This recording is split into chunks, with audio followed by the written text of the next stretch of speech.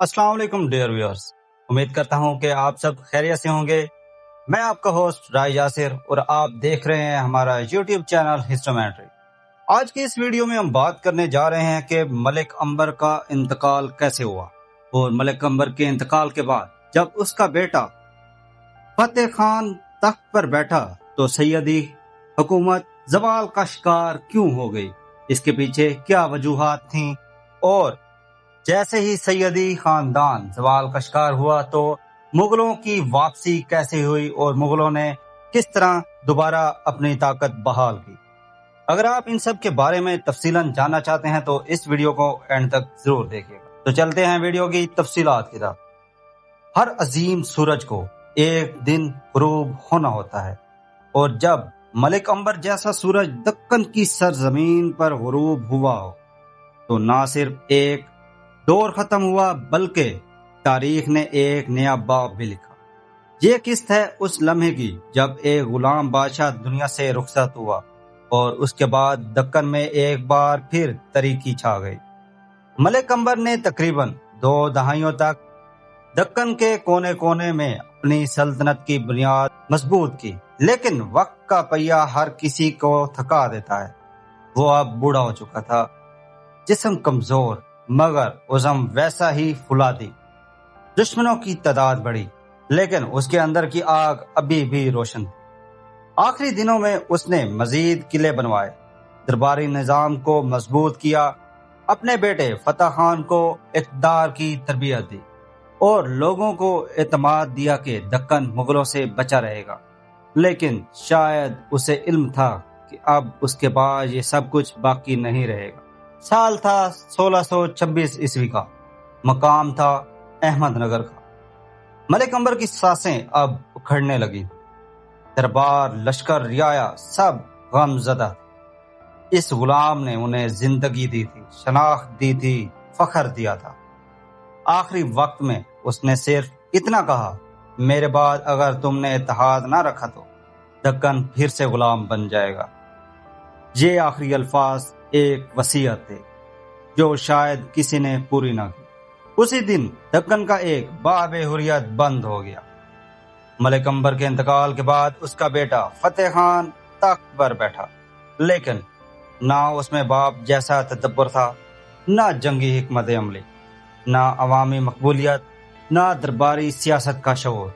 जल्द ही उसने दरबारी अमीरों से झगड़े शुरू किए, अवाम पर जुल्म बढ़ाया और सबसे संगीन बात, मुगलों से दोस्ती कर ली।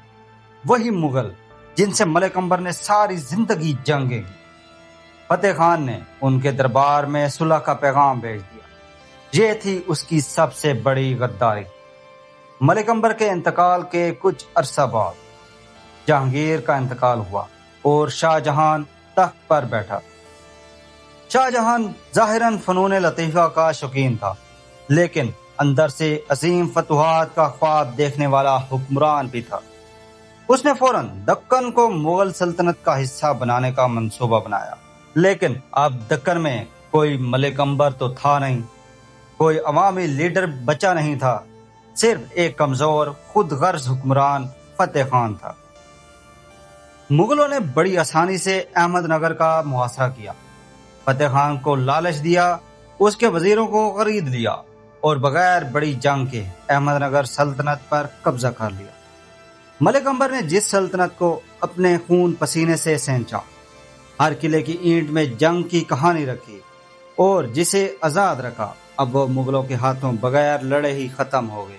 मलिक अंबर की कब्र आज भी फरकी यानी औरंगाबाद में मौजूद है, सादा, खामोश मगर अजमत से भरी।